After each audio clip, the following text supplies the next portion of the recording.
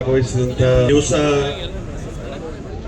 Doctor Baba Saheb Ambedkar ಅವರು ನಿರ್ಮಾಣ ಮಾಡಿರುವಂತಹ ಸಂವಿಧಾನಕ್ಕೆ ಸತತವಾಗಿ ಧಕ್ಕೆ ಬರುವಂತ ಸಮಯದಲ್ಲಿ ಅದನ್ನ ಅಳಿಸಬೇಕು ಅನ್ನುವಂತ ರೀತಿಯಲ್ಲಿ ಸಂವಿಧಾನಬದ್ಧವಾಗಿ ಪ್ರಮಾಣ ವಚನ ಮಾಡಿದಂತಹ ಕೇಂದ್ರ ಸರ್ಕಾರ, ಬಿಜೆಪಿಯ ಸರ್ಕಾರ ಸಂವಿಧಾನವನ್ನು ಹತ್ತಿಕ್ಕುವಂತಹ ರೀತಿಯ ಎಲ್ಲ ರೀತಿಯ ಪ್ರಯತ್ನಗಳನ್ನು ನಾವು ದೇಶದಲ್ಲಿ ಕಾಣ್ತಾ ಇದ್ದೇವೆ.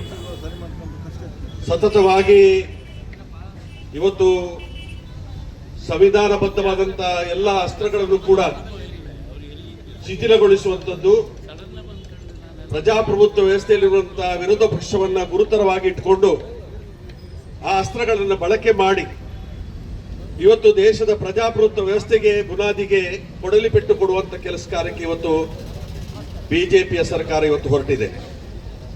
ಇಂತಹ ಸಂದರ್ಭದಲ್ಲಿ ಜನರಲ್ಲಿ ಒಂದು ರೀತಿ ಜಾಗೃತಿ ಮೂಡಬೇಕು, ಜನರಲ್ಲಿ ನಿಜ ಅರ್ಥವನ್ನ ಇವತ್ತು ಬಿಂಬಿಸುವಂತ ಕೆಲಸ ಮಾಡಬೇಕು ಅನ್ನುವಂಥ ಉದ್ದೇಶದಲ್ಲಿ ನಮ್ಮ ಜಿಲ್ಲಾ ಕಾಂಗ್ರೆಸ್ನ ಅಧ್ಯಕ್ಷರು ಶ್ರೀಯುತ ಅಶೋಕ್ ಕಡೂರ್ ಅವರು ಎಲ್ಲ ನಾಯಕರುಗಳ ಸಹಕಾರದೊಂದಿಗೆ ಈ ಕಾರ್ಯಕ್ರಮವನ್ನು ಇವತ್ತು ಜೋಡಣೆ ಮಾಡಿದ್ದಾರೆ. ಇವತ್ತು ನಾವು ಸಿಟಿ ಬಸ್ ಸ್ಟ್ಯಾಂಡ್ ಇಂದ ಹಿಡಿದು ಮಣಿಪಾಲದ ಸಿಂಡಿಕೇಟ್ ವೃತ್ತದವರೆಗೆ ಇವತ್ತು ನಾವೇನು ಸಂಗ್ರಹ ಮಾಡಿದ್ದೇವೆ, ಸಾಧಾರಣ 2 ತಿಂಗಳಿಂದ ಸಹಿ ಸಂಗ್ರಹವನ್ನು ಏನು ಮಾಡಿದ್ದೇವೆ, 1,40,40,000 ಸಹಿ ಏನಿದೆ ಅದನ್ನ ಉಡುಪಿಯ ಪಟ್ಟಣದಲ್ಲಿ ಇವತ್ತು ಪ್ರದರ್ಶನ ಮಾಡುವಂತ ಕೆಲಸ ಕಾರ್ಯವನ್ನು ಇವತ್ತು ನಡೆಸ್ತಾ ಇದ್ವಿ.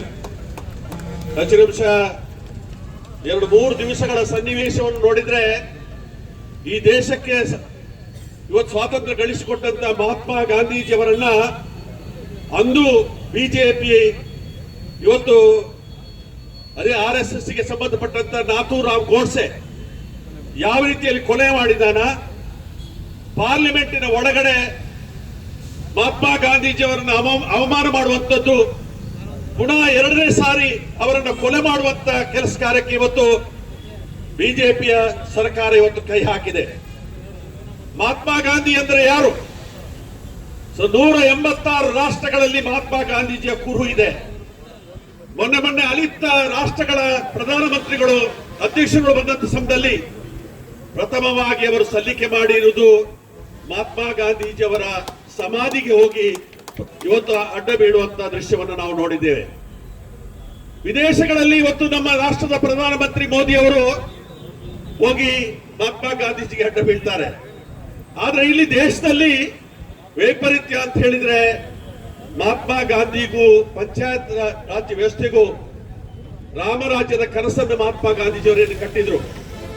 ಅದಕ್ಕೆ ಇವತ್ತು ಬುನಾದಿಗೆ ಇವತ್ತು ಹೊಡೆತ ಕೊಡುವಂತ ಕೆಲಸ ಕಾರ್ಯ ಇವತ್ತು ನಡೆಸಿದ್ದಾರೆ. ಹೆಚ್ಚಿನ ಅಂಶ ಪಾರ್ಲಿಮೆಂಟ್ ಅಲ್ಲಿ, ರಾಜ್ಯಸಭೆಯಲ್ಲಿ ನಾವು ಸತತವಾಗಿ ಅದರ ಚರ್ಚೆಯ ಬಗ್ಗೆ ನೋಡಿದ್ದೇವೆ.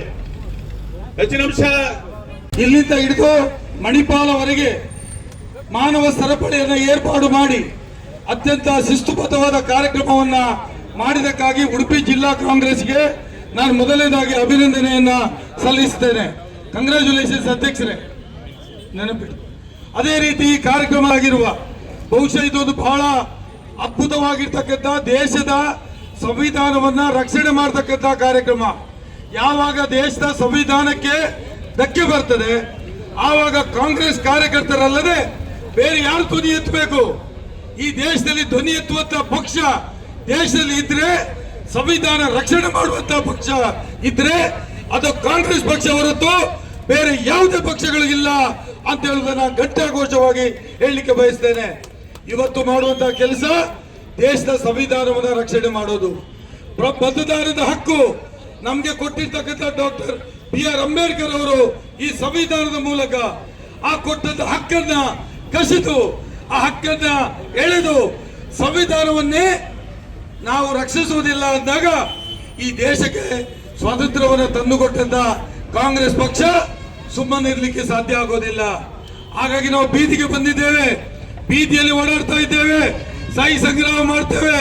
ದೇಶಕ್ಕಾಗಿ ಸಹಿ ಸಂಗ್ರಹ ಮಾಡಿಕೊಟ್ಟು ನೀವು ಅಭಿವೃದ್ಧಿಯಲ್ಲಿ ನಂಬಿಕೆ ಇಲ್ಲ ಬಿಜೆಪಿಯವರೇ, ದೇಶದ ಸಂವಿಧಾನಕ್ಕೆ ಏನಾದರೂ ಧಕ್ಕೆ ತರುವ ಕೆಲಸ ಮಾಡಿದ್ರೆ ಕಾಂಗ್ರೆಸ್ ಪಕ್ಷ ದೇಶಾದ್ಯಂತ ಹೋರಾಟ ಮಾಡ್ತದೆ. ಯಾವ ತ್ಯಾಗಕ್ಕೂ ನಾವು ಸಿದ್ಧ ಅಂತ ಹೇಳುವ ಒಂದು ಸಂದೇಶದೊಂದಿಗೆ